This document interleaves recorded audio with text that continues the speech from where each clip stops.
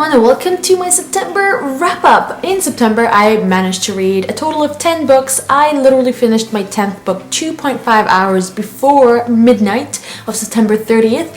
So that made me really happy, and let's get onto it because there are 10 books. The first book that I read, or they're not actually in order, but the first book in this video is Jellicoe Road by Melina Marchetta. This book is the contemporary lover's pick for the month of September, and our live show is on October 4th at 4 p.m. Eastern Time in Annabelle in the Book Corners channel. I read this. Beginning was so confusing, but I was warned about that, and they're like, as you read, it becomes clearer and clearer.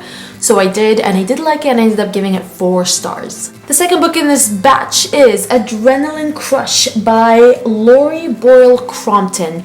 This book came out in September, and I requested it because it sounded really cool about this girl who's an adrenaline junkie, and then she gets into an accident and she can't do any of her thrill-seeking activities, and she has to go to therapy and all that. It's a really short book, 180 pages, so I was a bit hesitant or very concerned about the character depth and the plot progression and all that stuff, because when it comes to short books, they kind of lack in those areas. But even though I wasn't a big fan of the main protagonist, I feel like the author did a really good job in terms of giving character depth and the plot and the climax and basically the resolving and everything. So I ended up giving it 3 or 3.5 stars. The next book that I read is A Little Something Different by Sandy Hall. This is the first book in the Swoon Reads imprint under Fuel and Friends, and I'm really liking this new imprint. It's about like romantic books that are so cute, and this one obviously was really cute. It's told from I think 12 different point of views, but it revolves around one story and 2 people, and they are Gabe as well as Leah.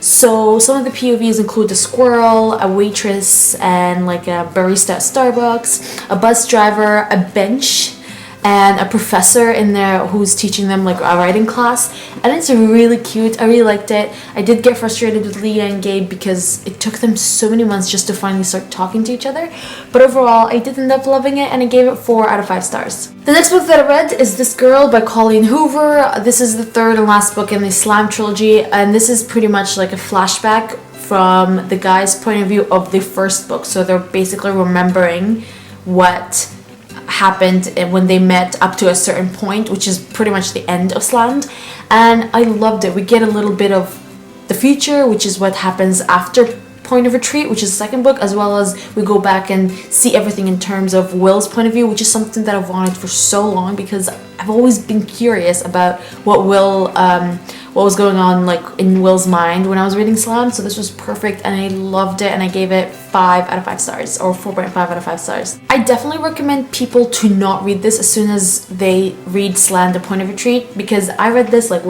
2 years or a year and a half after I read Point of Retreat, so I didn't exactly remember what went on in Slammed. So this was pretty much like a good refresher. But if people read Slammed and then they read Point of Retreat and then straight away read this, they would get really bored because it's pretty much a repetition of the first story. That's how it goes with retellings from a different point of view. The next book that I read is The Jewel by Amy Ewing, and this was my first book in September. I actually read a bit of it in August, like I think 100 pages or something, and I like this book. I wasn't the biggest fan. I gave it 3 stars. The romance was a big no for me. Didn't like it at all. Didn't care for it. If it was just omitted from the book, I would have been a happy camper. But there might be some hints on the second book. I really like the ending of this book, obviously. It was very shocking. A lot of things get revealed that I didn't even guess. But some I secretly wanted, so it was a pretty good ending, and I think that ending, or like literally the last page actually, is gonna make me pick up the sequel. Then we'll move on to another contemporary, and it's Famous in Love by Rebecca Serle. I initially requested this book thinking Rebecca Serle is the author of This Song Will Save Your Life, which is Layla Sales. Got them both confused, but still I love the premise of it. It talks about a girl who gets picked to play a big role, kind of like Emma Watson playing Hermione, but this girl is like 17 while Emma Watson was 11. So think of it in terms of like a 17-year-old getting in and starting to film the first movie in this book trilogy. So I really like that aspect. A YA book trilogy, actually. So I really like that aspect. And I loved the girl. I loved the story. I was so addicted and I was so antsy reading this, to the point that I actually kind of skipped to the end and read to find out which guy she ends up with. And then when I read the end, I'm like, what the hell? I didn't even get it. I was so confused. The ending confused me even more. So I'm like, what? Who? I'm so confused. So I ended up, going back to where I was, and I read the whole thing, and then I'm like, oh, I'm still confused. So the author pretty much killed me with this. It seems a bit open-ended. I'm really hoping for a sequel. And I gave it 4 out of 5 stars, or 4.5 out of 5 stars, because it was really addicting. I always bump up books by half a star, no matter what the rating is, because they keep me like sitting on my butt for a couple of hours to read it, and that's what happened with this book. The next book that I read is Shadows by Paula Weston. Mark your whatever notepads, wherever you put your wish list on, guys, because this needs to be put on your wish list. This book was so unbelievably good. I didn't even know it was going to be this good. It's a paranormal. I don't like paranormals. The last time that I liked the paranormal was The Beautiful and the Cursed and The Lovely and the Lost, which were such a big surprise for me. And by the way, both of those were from Random House. This is also from Random House. So I'm like seeing a trend here. But before The Beautiful and the Cursed, before that, the paranormal that I loved was Jessica Shervington's paranormal series, which is the Violet Eden chapters, and there are 5 books. And I don't remember before that if there was a series that I was obsessed with as much as I am obsessed with those 2. But this joined the ranks, and I might be more obsessed with this one than the others, because this was so good. I don't want to reveal too much, but it says here Love, Nightmares, Angels, War. So it is an angel paranormal, but not your typical one, not like Hush Hush or any of that. I feel like you guys need to give it a try. It appeals to more mature readers. Still, like, younger readers can read, but there are swearing in this book, so just a heads up in this series. I feel like the characters are all very mature. I love that. They don't do stupid cliched YA cliches, so that's something that I'm so happy about. The writing is addicting, the plot is addicting, there's no fillers whatsoever. I was gripped by this whole book, and I gave it 5 out of 5 stars. Oh crap. All my books just fell. We're gonna leave them on the floor. As long as nothing's bent, I'm okay. The next book which is the sequel actually, Haze by Paula Weston. Gigantic, people. This is huge. And this was even better than the first book. Is that even possible? I did not think so. One thing that's annoying is, if you'll notice, I need a paperback. I need the hard... See this. This is hardcover size. And look at this. This is annoying. This is really annoying. This is shorter than all my hardcovers. Actually, this is not shorter than all my hardcovers, because my shortest is Jellicoe Road. Yeah, I hate different heights of books. So back to this. Loved it even better than Shadows. My phone keeps ringing. But I can't reveal the plot. However, the plot thickens.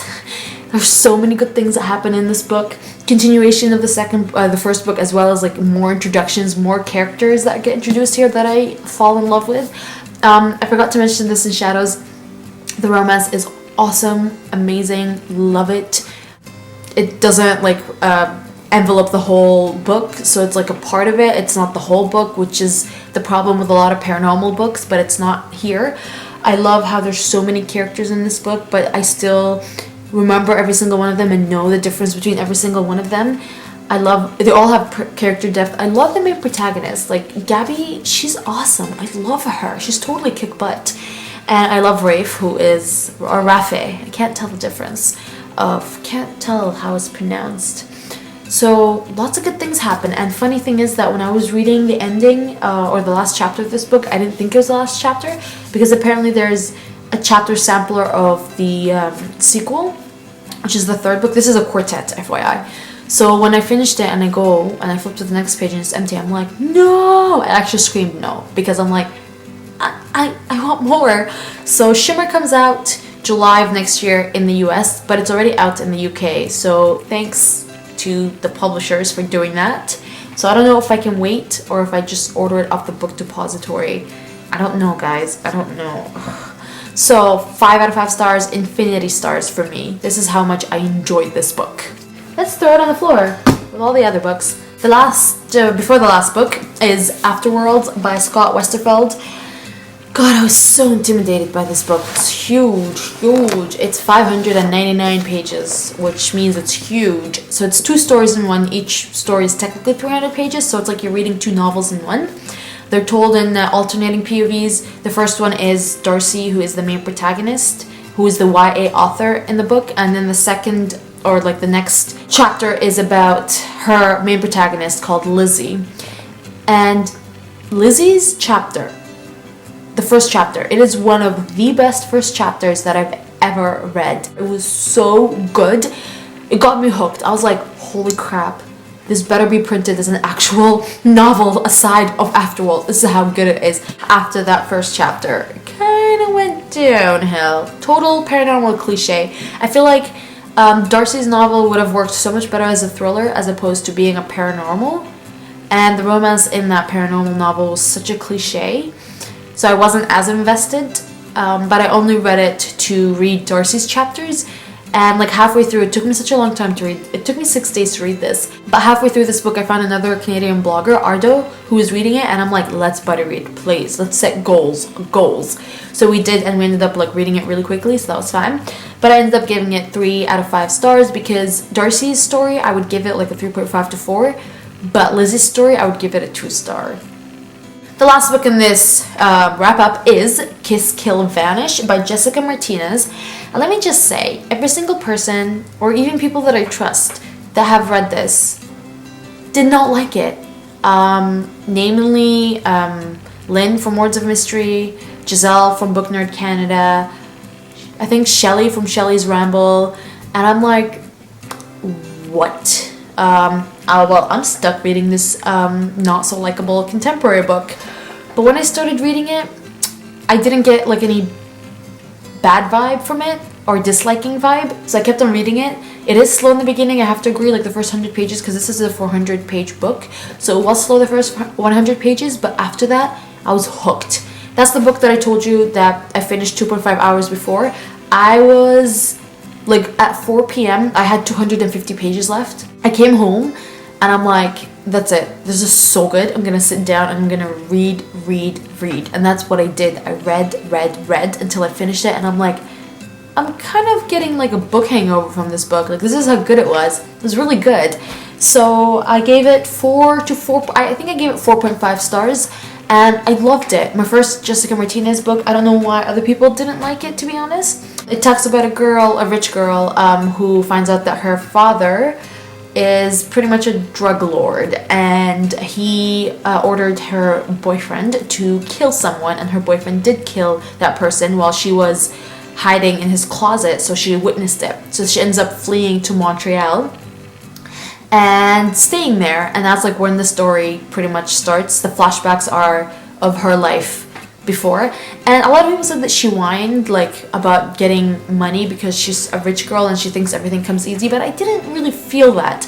I really felt that she was trying, and even though obviously she's never done any type of manual labor in her whole life, I really liked it. 4.5 out of 5 stars. And yeah, this whole month has been pretty awesome in terms of my reading. So this is it. These are all the books that I've read. Let me know which ones you guys are interested in that you haven't read. I definitely recommend, or I think my top are Shadows, Haze, Kiss, Kill, Vanish, as well as Famous in Love and This Girl. But honestly, my top 3 are definitely Shadows, Haze, and Kiss, Kill, Vanish. So if what I recommend are these 3 books for you. I hope to see you guys in my next video, and that is all. Have a nice day. Bye.